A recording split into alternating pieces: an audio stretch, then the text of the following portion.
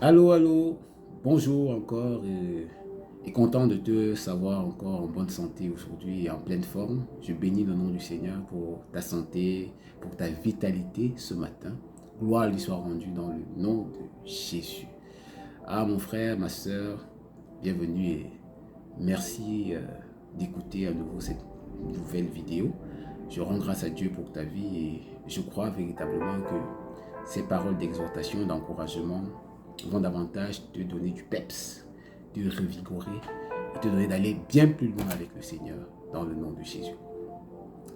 Bien aimé, la semaine dernière déjà, je partageais et je te demandais de garder une parole. Une parole.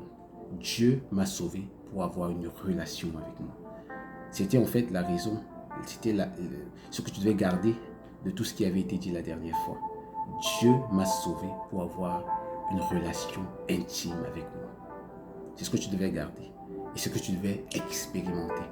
Alors je ne sais pas si pendant la semaine tu as eu l'occasion d'expérimenter, de t'exercer dans ce sens, je ne sais pas. Mais j'ai remarqué une chose, c'est qu'aujourd'hui, beaucoup d'entre nous, nous aimons écouter de nouvelles paroles. Nous sommes régulièrement connectés sur Internet et nous avons de nouvelles paroles. Paroles, paroles, paroles. Mais le problème, c'est que la plupart du temps, nous écoutons, mais nos vies ne changent pas. Parce que la vérité, c'est que ce qui change la vie d'un homme, ce qui change la vie d'une femme, ce n'est pas le fait d'écouter la parole, mais c'est le fait de laisser la parole opérer et nous transformer. À la vérité, le Seigneur nous a dit dans Jean 13, au verset 17, que vous êtes heureux si vous savez ces choses, pourvu que vous les mettiez en pratique. C'est ça le plus important. Ce n'est pas seulement d'écouter, mais c'est de pouvoir expérimenter la parole.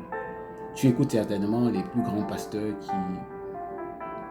rendent ministère dans le monde aujourd'hui. Mais le problème, c'est que ta vie ne ressemble pas à leur vie à eux. Pourquoi? Parce qu'ils disent des choses que tu entends, mais que tu refuses de mettre en pratique.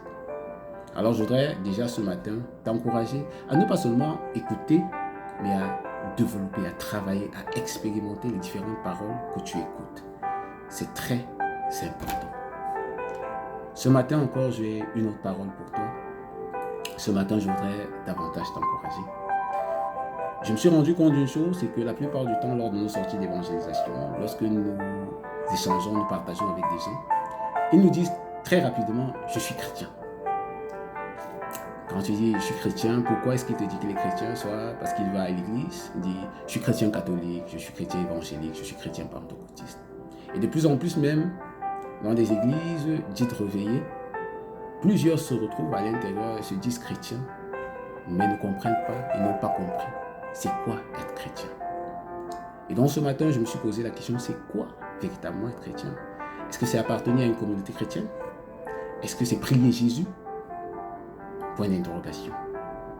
Et ce matin, comme je te dis, j'ai une parole pour toi dans Matthieu 7, le verset 21 à 22 qui dit ceci. Ceux qui me disent Seigneur, Seigneur, n'entreront pas tous dans le royaume de Dieu, des cieux. Mais seulement celui qui fait la volonté de mon Père céleste. Mais seulement celui qui fait la volonté de mon Père céleste. Je reprends. Ceux qui me disent Seigneur, Seigneur, n'entreront pas tous dans le royaume des cieux. Mais seulement celui qui fait la volonté de mon Père qui est dans les cieux. Amen. Ça, c'est le verset 21. En réalité, pour toi aujourd'hui, le fait pour toi de dire je suis chrétien, est-ce que c'est parce que tu vas à l'église ou est-ce que c'est parce que tu pries? Déjà, dans toutes les religions, on prie. Est-ce que c'est même parce que tu pries Jésus? Parce qu'il y a plusieurs qui prient, je suis sûr que tu en connais, qui prient et qui sont fornicateurs, qui prient et qui sont voleurs, qui prient et qui sont manipulateurs. Certainement, tu en connais. Et donc, on se pose la question, est-ce que chrétien, est-ce que le fait d'appeler le Seigneur Jésus Seigneur te garantit la vie éternelle? Non. La seule chose qui te permet de te considérer comme chrétien ou encore enfant de Dieu, c'est le fait d'avoir accepté la vie de Jésus. C'est le fait d'avoir reconnu ta misère. C'est le fait d'avoir reconnu ta position de pécheur. D'avoir renoncé à cette vie et d'avoir levé les mains en signe d'abandon disant, Seigneur Jésus, j'ai besoin de toi, j'ai besoin de ta vie. C'est le fait de recevoir la vie de Jésus qui te qualifie pour être appelé chrétien, qui te qualifie pour être un enfant de Dieu.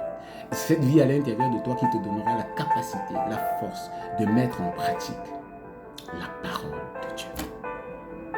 Parce que par tes propres forces, tu ne pourras pas. C'est la vie de Jésus, par son esprit, qui te donnera la capacité de pouvoir marcher selon les prescriptions de Dieu. Je me suis toujours dit que la vie chrétienne, en fait, consistait en deux choses. Un, pouvoir écouter la voix de Dieu. Deux, pouvoir mettre cette parole que j'ai écoutée en pratique. Voilà les deux éléments. Et pour écouter, j'ai besoin de cette relation dont je te parlais la dernière fois. J'ai besoin de cette communion, j'ai besoin de cette intimité avec Dieu. Pour écouter, j'ai besoin de passer du temps avec Dieu. J'ai besoin d'exposer ma vie au Saint-Esprit. J'ai besoin de dire tout ce qui me concerne au Saint-Esprit. J'ai besoin d'échanger, j'ai besoin de vivre la vie de l'Esprit. La vie où le Saint-Esprit et mon esprit ne font plus qu'un. Mais pour ça, j'ai besoin chaque jour de m'exposer, de dire au Saint-Esprit tout de moi. En fait, voilà les pensées que j'ai. Voilà les projets qui me montent à cœur. En fait, j'ai besoin d'échanger, j'ai besoin de partager, j'ai besoin de m'exposer au Saint-Esprit. En fait, pourquoi est-ce que je te dis ça? Je reviens dessus parce que il est important pour toi et moi d'avoir une relation. Une relation parce que c'est dans la relation que je réussirai à écouter ce que Dieu veut de moi. La relation est tellement importante. De la même manière qu'avec un ami, régulièrement tu prends de ses nouvelles, régulièrement tu lui dis en fait quels sont tes défis. De la même manière aussi avec le Saint-Esprit, tu dois pouvoir exposer ta vie au Saint-Esprit. Et écouter aussi quels sont les desseins, quels sont les désirs du Père.